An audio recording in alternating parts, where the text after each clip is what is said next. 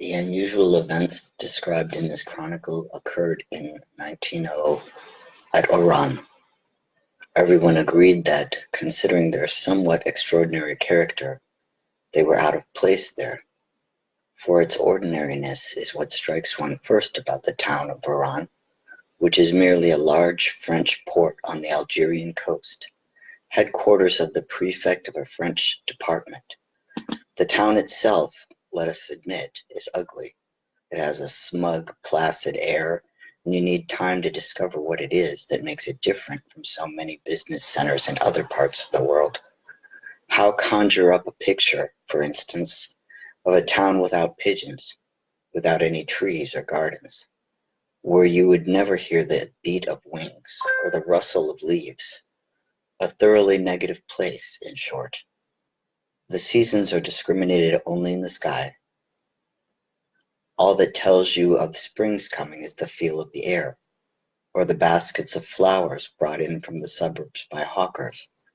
It's a spring cried in the marketplaces.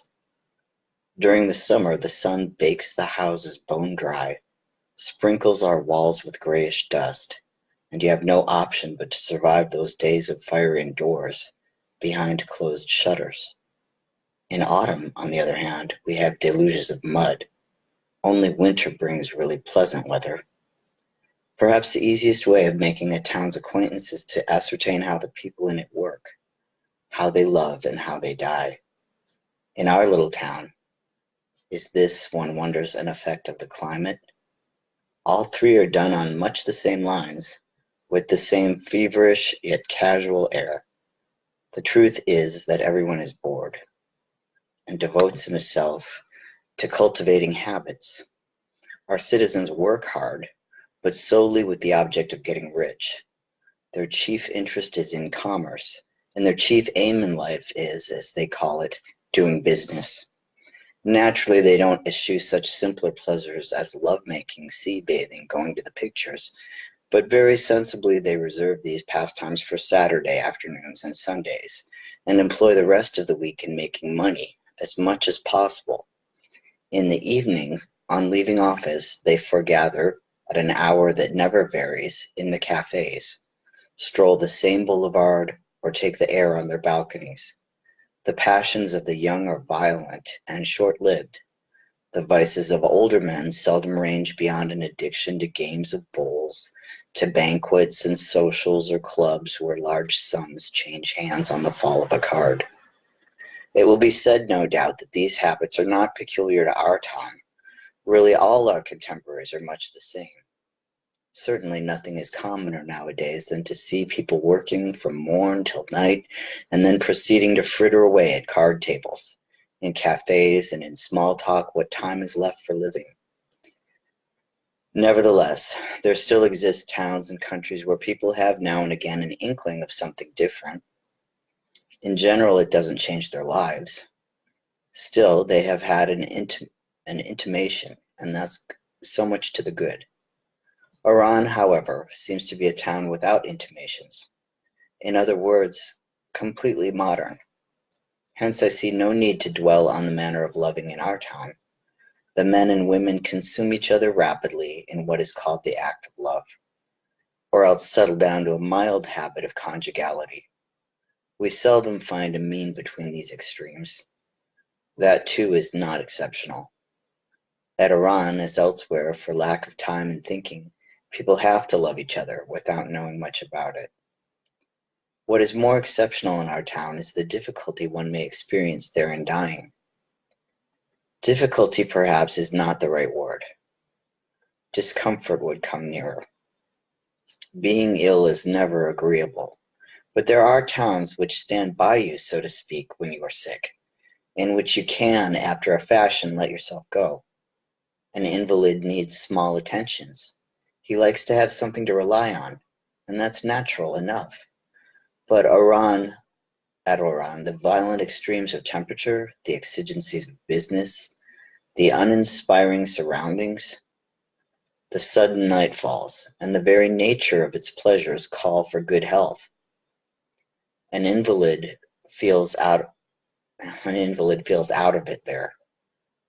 Think what it must be for a dying man, trapped behind hundreds of walls all sizzling with heat, while the whole population, sitting in cafes or hanging on the telephone, is discussing shipments, bills of lading, discounts.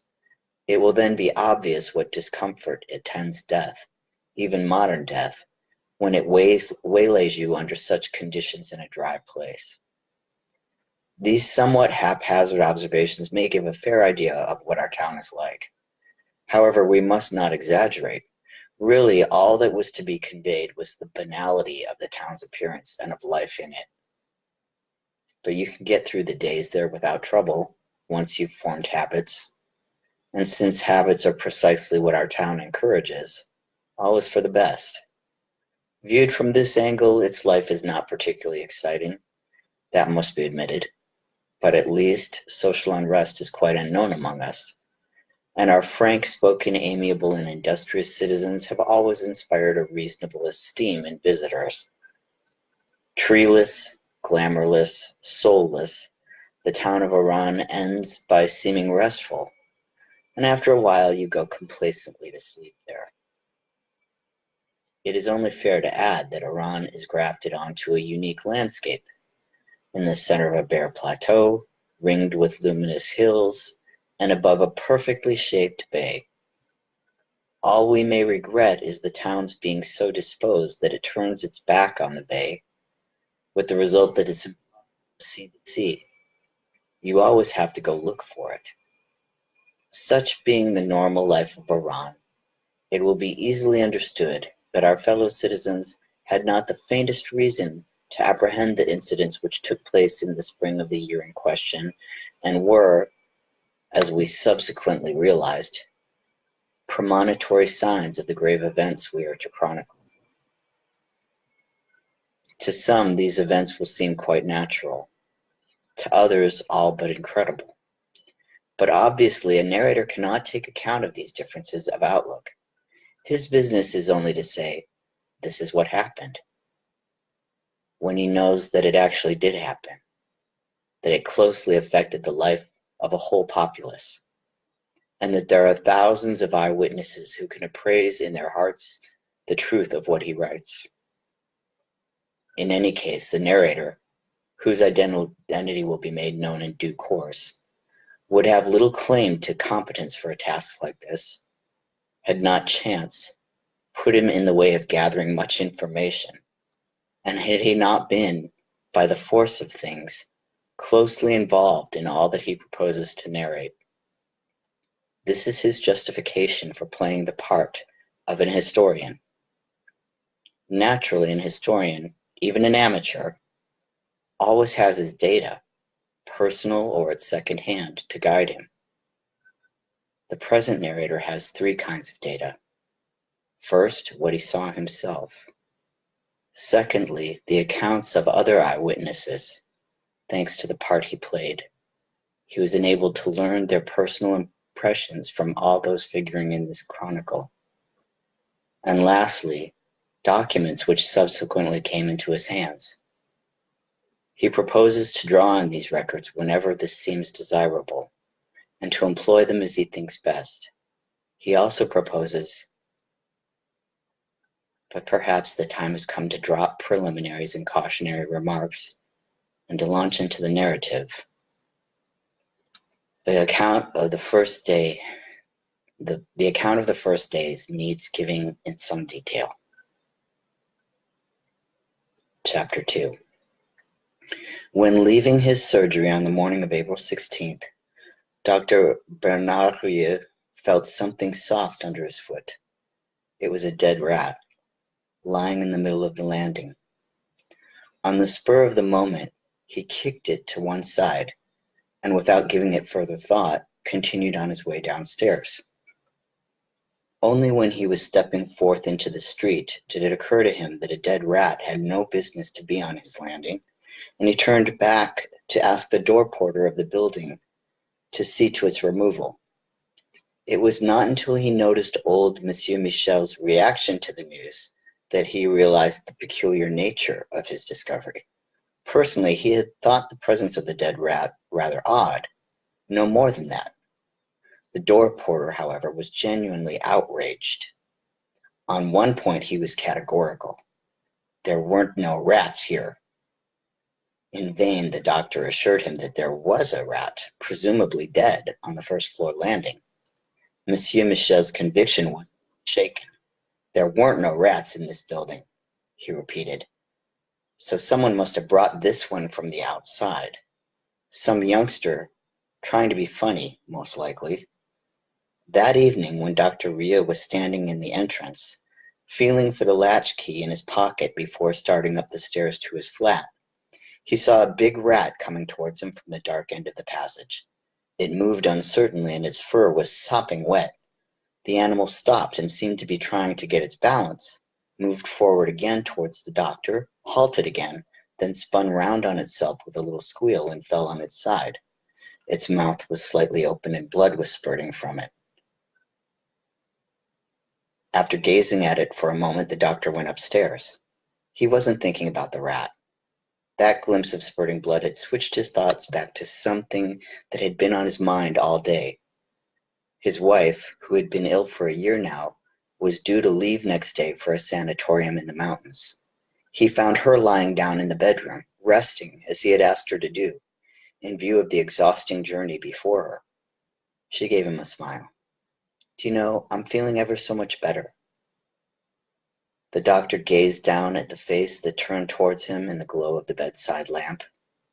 His wife was 30, and the long illness had left its mark on her face.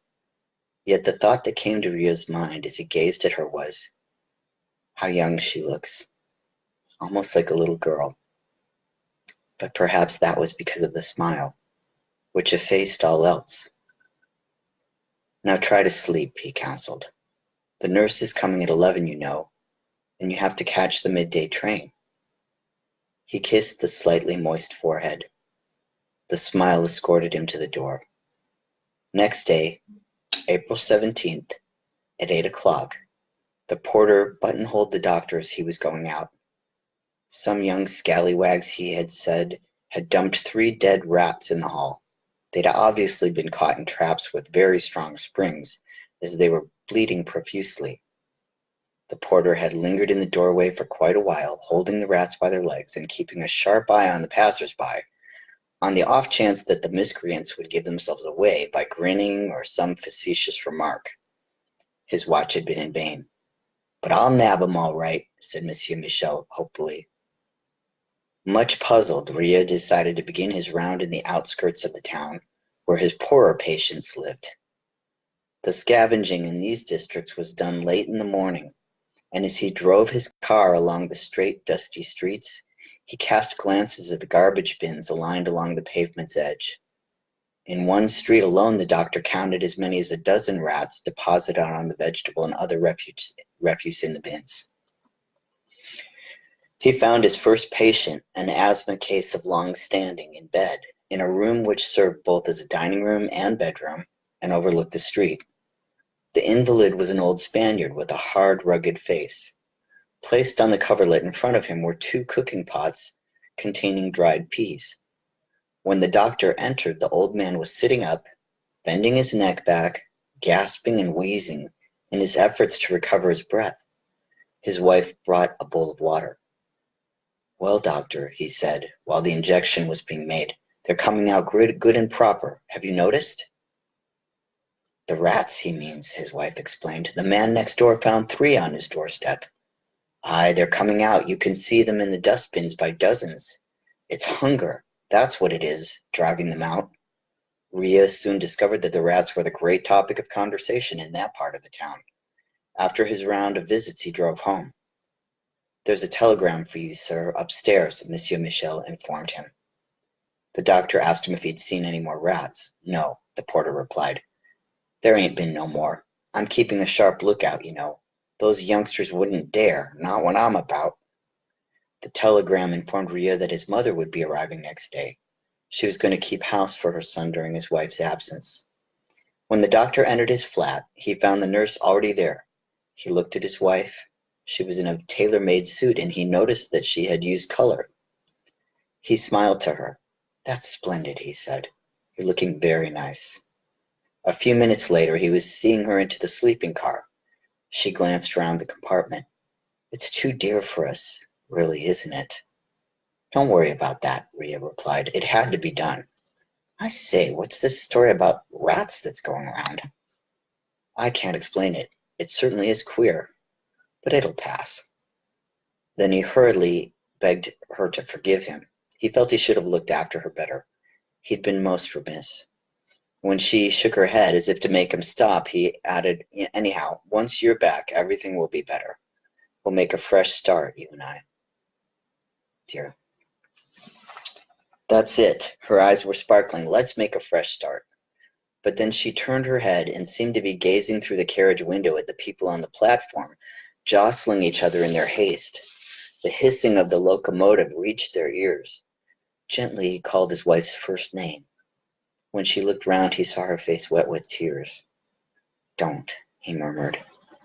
Behind the tears, the smile returned, a little tense. She drew a deep breath.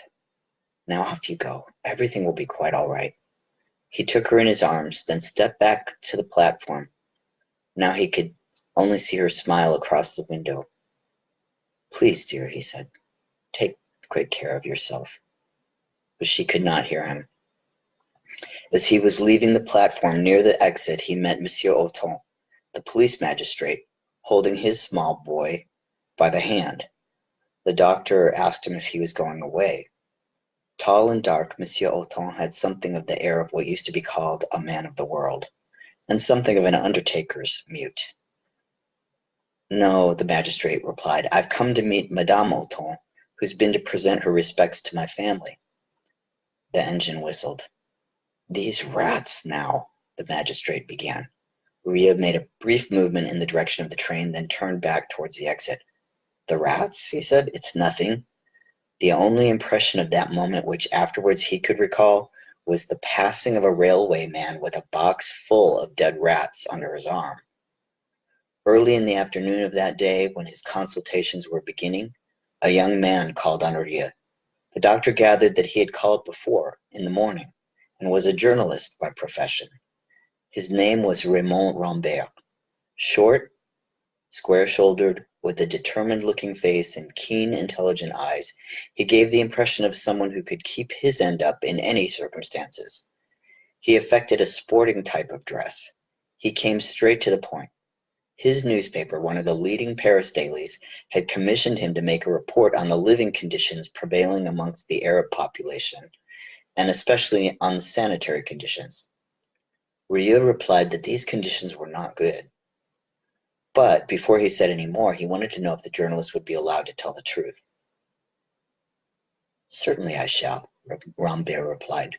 I mean, Rhea explained, would you be allowed to publish an unqualified condemnation of the present state of things? Unqualified? Well, I must own I couldn't go that far. But surely things aren't quite so bad as that. No, Rhea said quietly. They weren't so bad as that. He had put the question solely to find out if Rambert could or couldn't state the facts without paltering with the truth. It's no use for statements in which something is kept back, he added, and that is why I shall not furnish any information in support of yours. The journalist smiled. You talk the language of Saint Just. Without raising his voice, Rhea said he knew nothing about that. The language he used was that of a man who was sick and tired of the world he lived in, though he had much liking for his fellow men, and had resolved for his part to have no truck with injustice and compromises with the truth.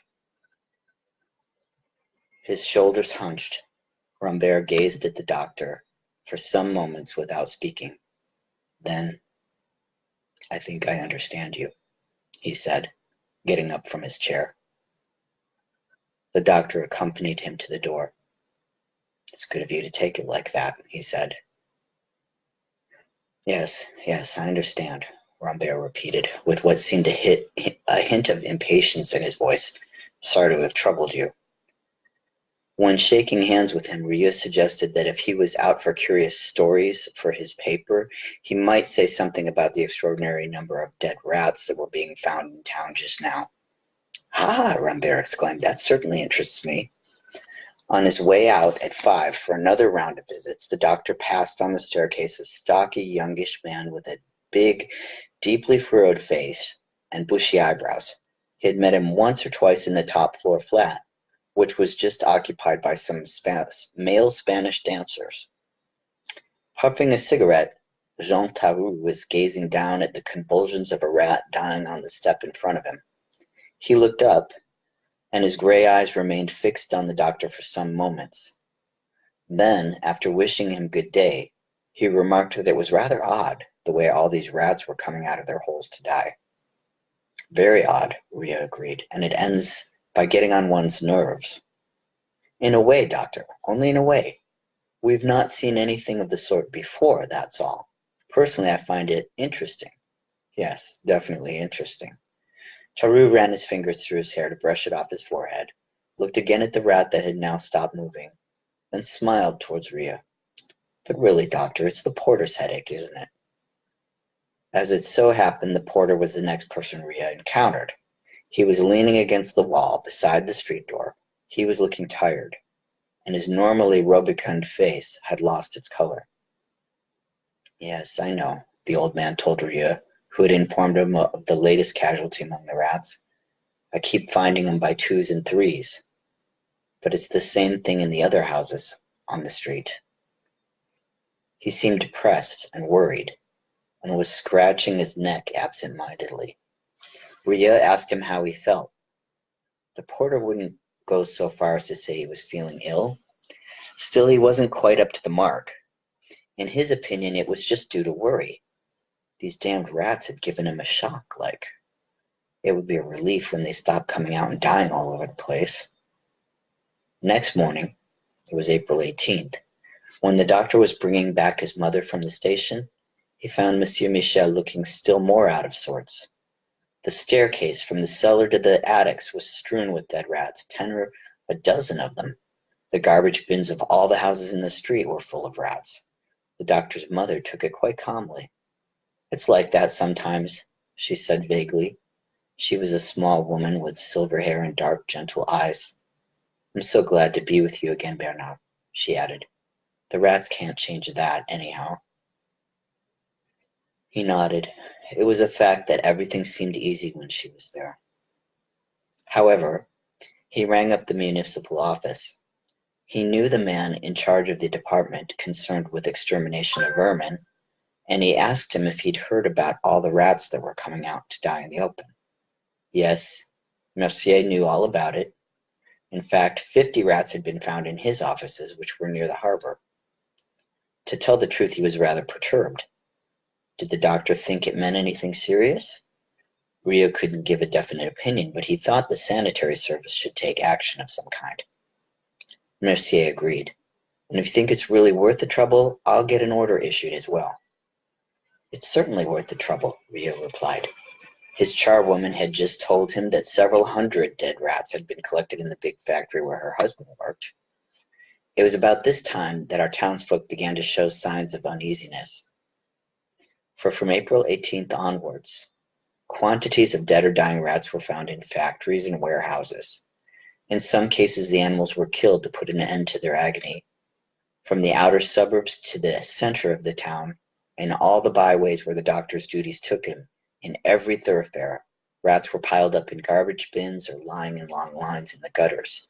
The evening papers that day took up the matter and inquired whether or not the city fathers were going to take steps, and what emergency measures were contemplated to abate this particularly disgusting nuisance. Actually, the municipality had not contemplated doing anything at all. But now a meeting was convened to discuss the situation. An order was transmitted to the sanitary service to collect the dead rats at daybreak every morning. When the rats had been collected, 2 municipal vans were to take them to be burnt in the town incinerator. But the situation worsened in the following days. There were more and more dead vermin in the streets, and the scavengers had bigger van loads every morning. On the fourth day, the rats began to come out and die in batches. From basements, cellars, and sewers, they emerged in long, wavering files into the light of day, swayed helplessly, then did a sort of pirouette and fell dead at the feet of the horrified onlookers. At night, in passages and alleys, their shrill little death cries could be clearly heard. In the mornings, their bodies were found lining the gutters, each with a gout of blood like a red flower on its tapering muzzle. Some were bloated and already beginning to rot, others rigid with their whiskers still erect. Even in the busy heart of the town, you found them piled in little heaps on landings and in backyards. Some stole forth to die singly in the halls of public offices, in school playgrounds, and even on cafe terraces.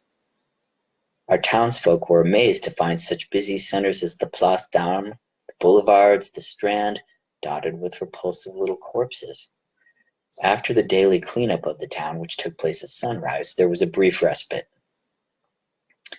Then, gradually, the rats began to appear again in numbers that went on increasing throughout the day. People out at night would often feel underfoot the squelchy roundness of a still warm body. It was as if the earth on which our houses stood were being purged of its secreted humors, thrusting up to the surface the abscesses and pus clots that had been forming in its entrails.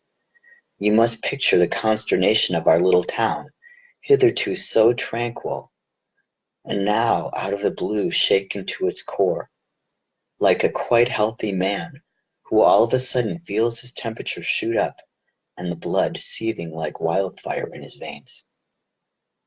Things went so far that the Ransdok Information Bureau, enquiries on all subjects promptly and accurately answered, which ran a free information talk on the wireless by way of publicity, began its talk by announcing that no less than 6,231 rats had been collected and burnt in a single day, April 25th.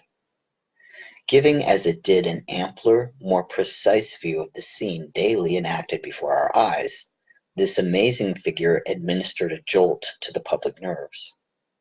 Hitherto, people had merely grumbled at a stupid, rather obnoxious visitation. They now realized that this strange phenomenon, whose scope could not be measured and whose origins escaped detection, had something vaguely menacing about it.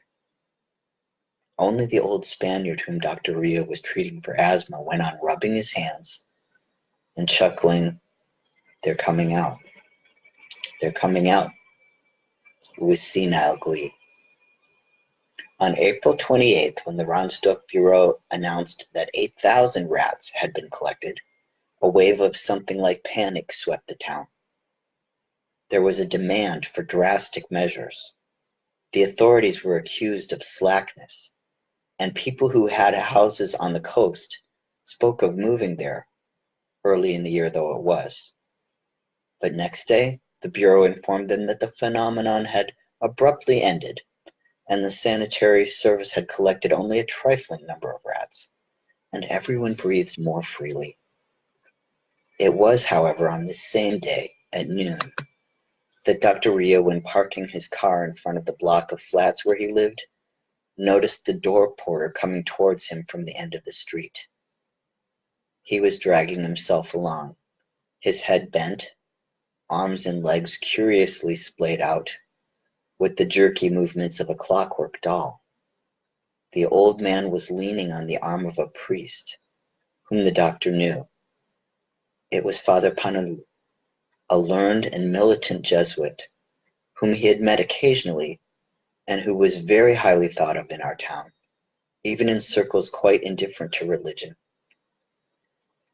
Rio sat in his car, waiting for the two men to draw level with him. He noticed that Monsieur Michel's eyes were fever bright, and he was breathing wheezily. The old man explained that, feeling a bit off color, he had gone out to take the air, but he had started feeling pains in all sorts of places, in his neck, armpits, and groin, and had been obliged to turn back and ask Father Panelu to give him an arm. "It's just swellings, but they hurt cruel," he said. "I must have strained myself somehow." Leaning out of the window of the car, The doctor ran his hand over the base of Michel's neck. A hard lump, like a knot in wood, had formed there. Go to bed at once and take your temperature. I'll come to see you this afternoon. When the old man had gone, Ria asked Father Panelu what he made of this queer business about the rats. Oh, I suppose it's an epidemic they've been having. The father's eyes were smiling behind his big round glasses. While Ria was reading for the second time the telegram his wife had sent him from the sanatorium, announcing her arrival, the phone rang. It was one of his former patients, a clerk in the municipal office, ringing him up. He had suffered for a long time from a constriction of the aorta, and as he was poor, Ria had charged no fee. Thanks, doctor, for remembering me. But this time, it's somebody else. The man next door has had an accident. Please, come at once. It's urgent. He sounded out of breath. Ria thought quickly. Yes, he could see the porter afterwards. A few minutes later, he was entering a small house in the Rue Federbe on the outskirts of the town. Halfway up the drafty, foul-smelling stairs, he saw Joseph Grand, the municipal clerk, hurrying down to meet him. He was a man of about 50 years of age, tall and drooping, with narrow shoulders, thin limbs, and a yellowish mustache. He looks better now, he told Ria, but I really thought his number was up. He blew his nose vigorously. On the top floor, the second, Ria noticed something scrawled in red chalk on a door on the left. Come in. I've hanged myself. They entered the room. A rope dangled from a hanging lamp above a chair lying on its side. The dining room table had been pushed into a corner, but the rope hung empty. I got him down just in time. Grand seemed always to have trouble in finding his words, though he expressed himself in the simplest possible way. I was going out, and I heard a noise. When I saw that writing on the door, I thought it was a leg pull. Only then I heard a funny sort of groan. It made my blood run cold, as they say. He scratched his head. That must be a painful way of doing it, I should think. So naturally I went in.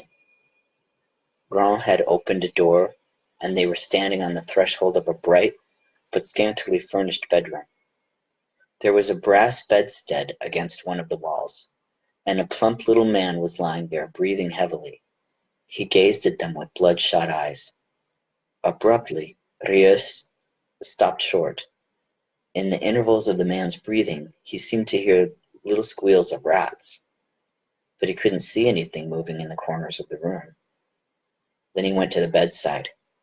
Evidently the man had not fallen from a sufficient height, or very quickly, for the collarbone had held. Naturally, there was some asphyxia. An X-ray photograph would be needed. Meanwhile, the doctor gave him a camphor injection and assured him he would be all right in a few days. Thanks, doctor, the man mumbled. When Ria asked Grand about the police, he hung his head. Well, as a matter of fact, I haven't called the police. The first thing I thought was to... Quite so, Ria cut in. I'll see to it. But the invalid made a fretful gesture and sat up in bed. He felt much better, he explained. Really, it wasn't worth the trouble. Don't feel alarmed, Ria said. It's a little more than a formality. But anyhow, I have no option. I have to report this to the police. Oh. The man slumped back on the bed and started sobbing weakly. Grand, who had been twiddling his mustache while they were speaking, went up to the bed. Come, Monsieur Cottard, try to understand. People could say the doctor was to blame if you took it into your head to have another shot at it. Cottard assured him tearfully that there wasn't the least risk of that. He had had a sort of crazy fit, but it had passed, and all he wanted now was to be left in peace. Ria was writing a prescription. Very well, he said. We'll say no more about it for the present. I'll come and see you again in a day or two. But mind you don't do anything silly. On the landing, he told Grand that he was obliged to make a report, but would ask the police inspector to hold up the inquiry for a couple of days. But somebody should watch Kotal tonight, he added. Has he any relations? Not that I know of, but I can very well stay with him. I can't say I really know him, but one's got to help a neighbor, hasn't one? As he walked down the stairs, Ria caught himself glancing into the darker corners, and he asked Grand if the rats had quite disappeared in his part of the town. Grand had no idea. True, I'd heard some talk about rats, but he'd heard some talk about rats, but he never paid much attention to gossip like that. I've other things to think about, he added. Ria, who was in a hurry to get away, was already shaking his hand. There was a letter to write to his wife, and he wanted to see the porter first.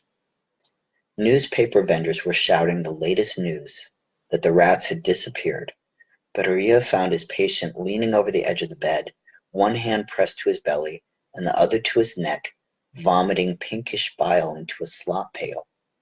After retching for some moments, the man lay back again, gasping.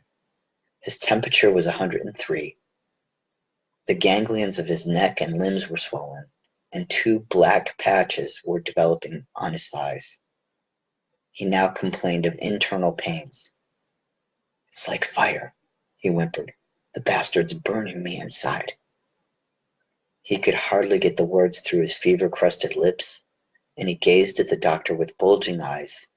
His headache had suffused with tears. His wife cast an anxious look at Ria, who said nothing. Please, doctor, what is it? It might be almost anything. There's nothing definite as yet. Keep him on a light diet and give him plenty to drink.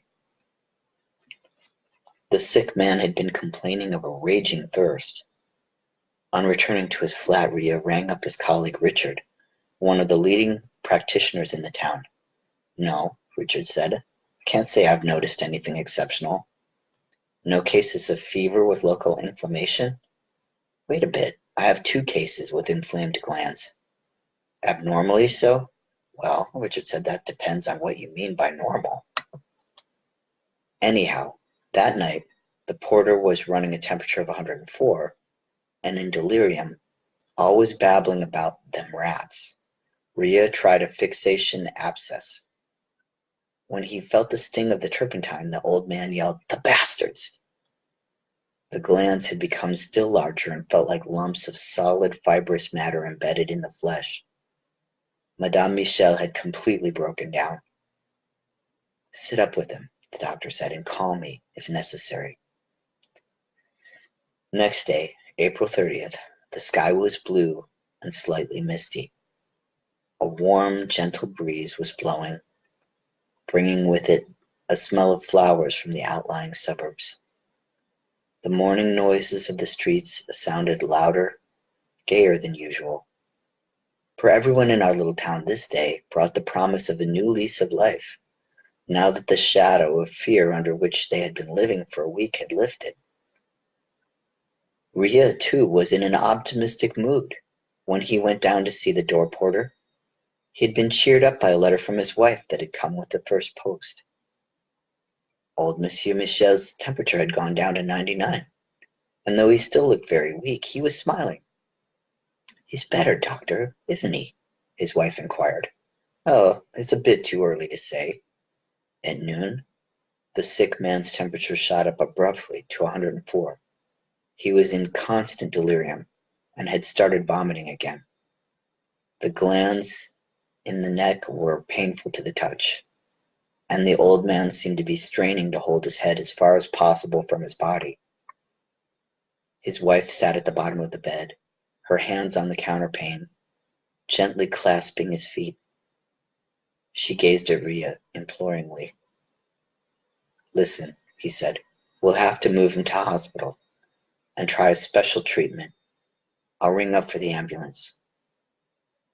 2 hours later, the doctor and Madame Michel were in the ambulance, bending over the sick man. Rambling words were issuing from the gaping mouth, thickly coated now with sores. He kept on repeating, them rats, them blasted rats. His face had gone livid, a grayish green. His lips were bloodless. His breath came in sudden gasps. His limbs spread out by the ganglions, embedded in the berth as if he were trying to bury himself in it, or a voice from the depths of the earth were summoning him below. The unhappy man seemed to be stifling under some unseen pressure. His wife was sobbing. "Isn't there any hope left, doctor?" "He's dead."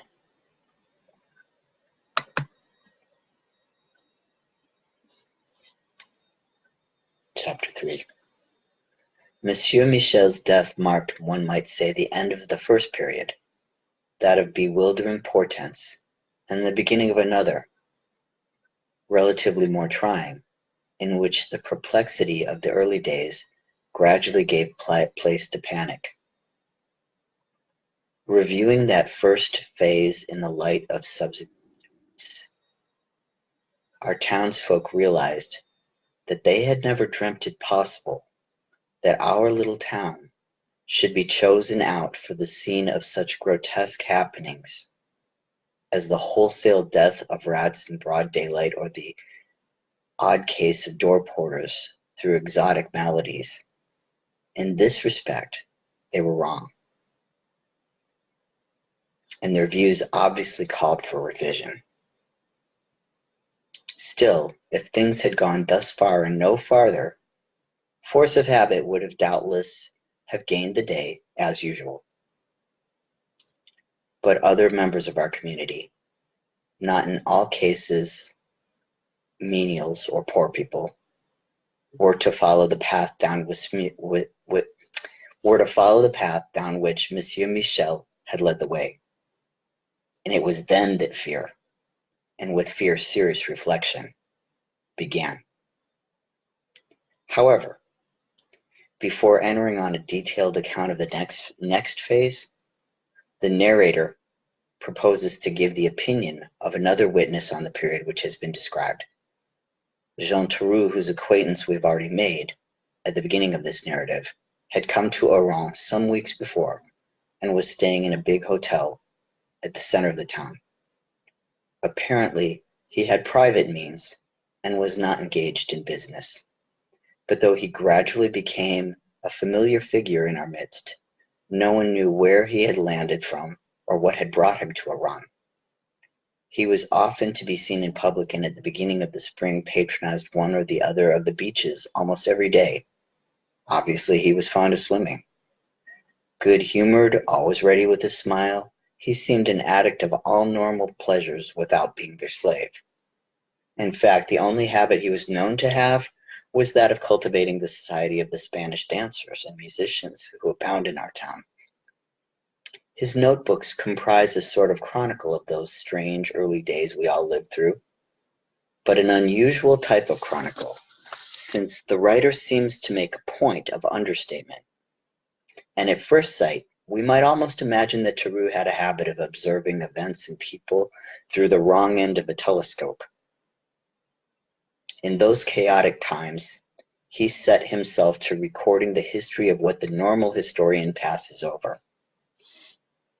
Obviously, we may deplore this curious kink in his character and suspect in him a lack of proper feeling. All the same, it is undeniable that these notebooks, which form a sort of discursive diary, supply the chronicler of the period with a host of seeming trivial details, which yet have their importance, and whose very oddity should be enough to prevent the reader from passing hasty judgment on this singular man. The earliest entries made by Jean Theroux synchronize with his coming to Oran. From the outset, they reveal a paradoxical satisfaction at the discovery of a town so intrinsically ugly. We find in them a minute description of the 2 bronze lions adorning the town hall, and appropriate comments on the lack of trees, the hideousness of the houses, and the absurd layout of the town. Theroux sprinkles his descriptions with bits of conversation overheard in trains and in the streets, never adding a comment on them except this comes somewhat later, in the report of a dialogue concerning a man named Camus. It was a chat between two tram conductors. "You knew Camus, didn't you?" asked one of them. "Camus? A tall chap with a black mustache? That's him. A pointsman." "Ah, yes, I remember now. Well, he's dead." "Oh, when did he die?" "After that business about the rats." "You don't say so. What did he die of?" "I couldn't say exactly. Some kind of fever. Of course, he never was what you might call fit. He got abscesses under the arms, and they did him in, it seems. Still, he didn't look that different from other people." "I wouldn't say that. He had a weak chest, and he used to play the trombone in the town band. It's hard on the lungs blowing down a trombone." "Aye, if you've got weak lungs, it don't do you no good, blowing down a big instrument like that." After jotting down this dialogue, Taru went on to speculate why Camps had joined a band when it was so clearly unadvisable, and what obscure motive had led him to risk his life for the sake of parading the streets on Sunday mornings. We gather that Taru was agreeably impressed by a little scene that took place daily on the balcony of a house facing his window. His room at the hotel looked onto a small side street, and there were always several cats sleeping in the shadow of the walls. Every day, soon after lunch, at a time when most people stayed indoors, enjoying a siesta, a dapper little old man stepped out onto the balcony on the other side of the street. He had a soldierly bearing, very erect and affected, a military style of dressing. His snow-white hair was always brushed to perfect smoothness. Leaning over the balcony, he would call, "Pussy, pussy," in a voice at once haughty and endearing. The cats blinked up at him with sleep-pale eyes, but made no move as yet. He then proceeded to tear some paper into scraps and let them fall into the street. Interested by the fluttering shower of white butterflies, the cats came forward, lifting tentative paws toward the last scraps of paper. Then, taking careful aim, the old man would spit vigorously at the cats, and whenever a liquid missile hit, the quarry would beam with delight. Whenever a liquid missile hit the quarry, would beam with delight. Lastly, Taru seemed to have been quite fascinated by the commercial character of the town, whose aspect, activities, and even pleasures all seemed to be dictated by considerations of business. This idiosyncrasy, the term he uses in his diary, was warmly approved of by Taru. Indeed, one of his appreciative comments ends on the exclamation, "At last." These are the only passages in which our visitor's record at this period strikes a seemingly personal note. Its significance and the earnestness behind it might escape the reader on a casual perusal. For example, after describing how the discovery of a dead rat led the hotel cashier to make an error in his bill, Taru added, "Query, how contrive not to waste one time?" Answer, by being fully aware of it all the while. Ways in which this can be done? By spending one's days on an uneasy chair in a dentist's waiting room, by remaining on one's balcony all a Sunday afternoon, by listening to lectures in a language one doesn't know, by traveling by the longest and least convenient train routes, and, of course, standing all the way, by queuing at the box office of theaters and then not booking a seat, and so forth. Then immediately following these eccentricities of thought and expression, we come on a detailed description of the tram service of the town, the structure of the cars, their indeterminate color, their unvarying dirtiness, and he concludes his observations with a "very odd," which explains nothing. So much by way of introduction to Taru's comments on the phenomenon of the rats. The little old fellow opposite is quite disconsolate today. There are no more cats. The sight of all those dead rats strewn about the street may have excited their hunting instinct. Anyhow, they've all vanished. To my thinking, there's no question of their eating the dead rats.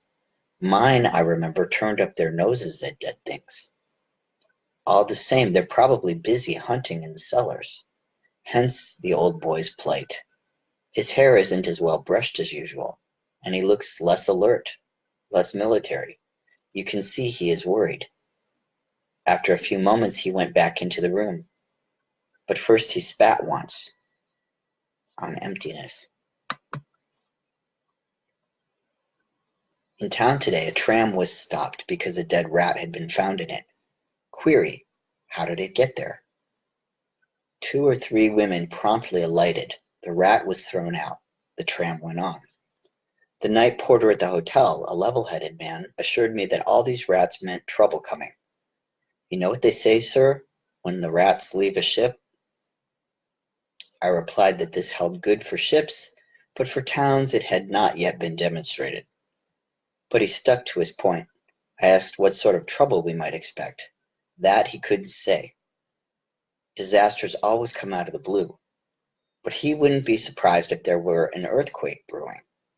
I admitted that was possible, and then he asked if the prospect didn't alarm me. The only thing I'm interested in, I told him, is acquiring peace of mind. He understood me perfectly. I find a family which has its meals in this hotel quite interesting. The paterfamilias is a tall, thin man, always dressed in black and wearing a starched collar. The top of his head is bald, with 2 tufts of gray hair on each side. His small, beady eyes, narrow nose, and hard, straight mouth make him look like a well-brought-up owl. He's always first at the door of the restaurant, stands aside to let his wife, a tiny woman, like a black mouse, go in, and then comes in himself with a small boy and girl, dressed like performing poodles, at his heels. When they are at the table, he remains standing till his wife is seated, and only then the 2 poodles can perch themselves on their chairs. He uses no terms of endearment to his family, addresses politely spiteful remarks to his wife, and bluntly tells the kids what he thinks of them. Nicole, you're behaving quite disgracefully. The little girl's on the brink of tears, which is as it should be. This morning, the small boy was all excitement about the rats and started saying something on the subject. Philippe, one doesn't talk of rats at the table. For the future, I forbid you to use the word. Do you understand? Your father's right, approved the mouse. The 2 poodles buried their noses in their plates, and the owl acknowledged thanks by a curt, perfunctory nod. This excellent example notwithstanding, everybody in town is talking about the rats, and the local newspaper has taken a hand. The town topics column, usually very varied, is now devoted exclusively to a campaign against the local authorities. Are our city fathers aware that the decaying bodies of these rodents constitute a grave danger to the population? The manager of the hotel can talk of nothing else, but he has a personal grievance too. That dead rats should be found in the lift of a 3-star hotel seems to him the end of all things. To console him, I said, but you know, everybody's in the same boat. That's just it, he replied. Now we're like everybody else. He was the first to tell me about the outbreak of this queer kind of fever, which is causing much alarm. One of his chambermaids has got it. But I feel it's not infectious, he hastened to assure me. I told him it was all the same to me. I understand, sir. You're like me. You're a fatalist. I had said nothing of the kind, and what's more, I'm not a fatalist. I told him so. From this point onward, Tarrou's entries deal in some detail with the curious fever that was causing much anxiety amongst the public. When noting that the little old man, now that the rats had ceased appearing, had regained his target cats and was studiously perfecting his shooting, Tarrou adds that a dozen or so cases of this fever were known to have occurred, and most had ended fatally. For the light it may throw on the narrative that follows, Tarrou's description of Dr. Rieu may be suitably inserted here.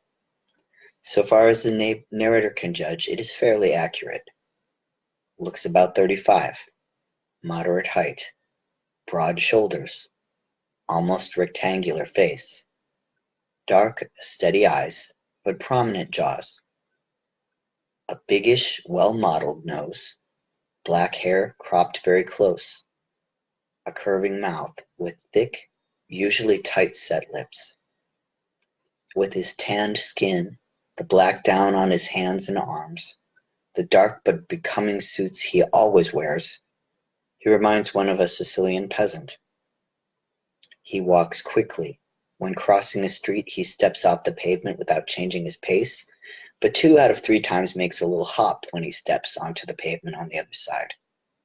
He is absent-minded, and when driving his car often leaves his side signals on after he has turned a corner. Always bareheaded. Looks knowledgeable.